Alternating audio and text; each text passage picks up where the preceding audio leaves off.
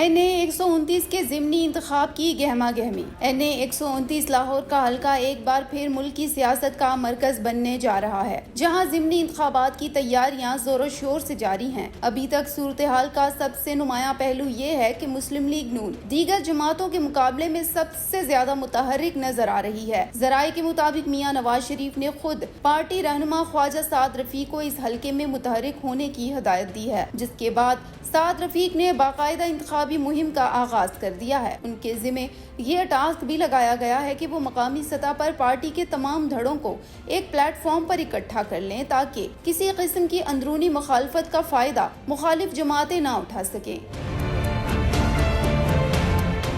NA 129 کا ticket کس کو ملے گا، یہ معاملہ مسلم لیگ نون کے اندر خاصا اہمیت رکھتا تھا۔ اطلاعات کے مطابق سابق صوبائی وزیر رانا مشہود بھی اس نشست پر امیدوار بننے کے خواہش مند تھے، تاہم بالآخر یہ ٹکٹ حافظ نعمان کو جاری کر دیا گیا۔ پارٹی کے اندرونی ذرائع کا کہنا ہے کہ شہباز شریف رانا مشہود کے حامی تھے، مگر وزیر اعلیٰ پنجاب مریم نواز نے حافظ نعمان کے حق میں فیصلہ دیا اور ان کا موقف بالآخر کامیاب رہا۔ یہ صورتحال نہ صرف مریم نواز کے اثر و رسوخ کو ظاہر کرتی ہے بلکہ پارٹی کے اندر ان کے بڑھتے ہوئے سیاسی خط کو بھی واضح کرتی ہے۔ فی الحال سیاسی منظرنامے پر یہ تاثر غالب ہے کہ مسلم لیگ نون کے سامنے کوئی مضبوط مخالف امیدوار موجود نہیں۔ عام انتخابات میں اس نشست پر نون لیگ کو شکست ضرور ہوئی تھی، مگر اب صورتحال یکسر مختلف ہے۔ عوامی حلقوں میں بھی یہ تاثر پایا جا رہا ہے کہ حکمران جماعت کو اس بار کامیابی حاصل کرنے میں کوئی مشکل پیش نہیں آئے گی۔ دوسری جانب تحریک انصاف کی پوزیشن ماضی کے مقابلے میں خاصی کمزور دکھائی دیتی ہے۔ اس حلقے میں ان کے مضبوط امیدوار سمجھے جانے والے حماد اظہر نے میدان سے دستبرداری اختیار کر لی ہے۔ مبصرین کا کہنا ہے کہ یا تو وہ موجودہ حالات کا دباؤ برداشت نہ کر سکے یا انہوں نے حالات کا ادراک کرتے ہوئے پہلے ہی شکست تسلیم کر لی۔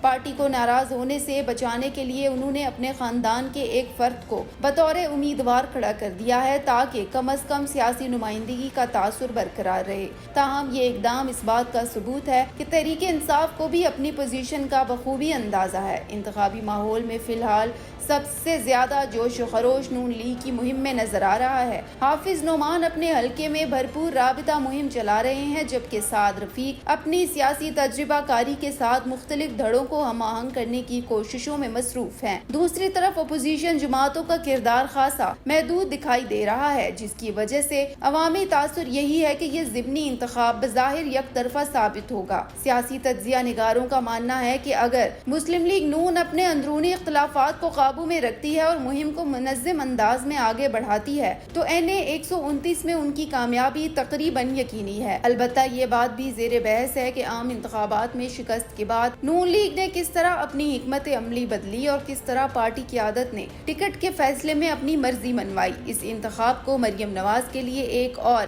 سیاسی کامیابی کے طور پر بھی دیکھا جا رہا ہے، کیونکہ ان کی حمایت یافتہ امیدوار کو میدان میں اتار کر وہ اپنے اثر و رسوخ کو مزید بڑھانے میں کامیاب ہوئی۔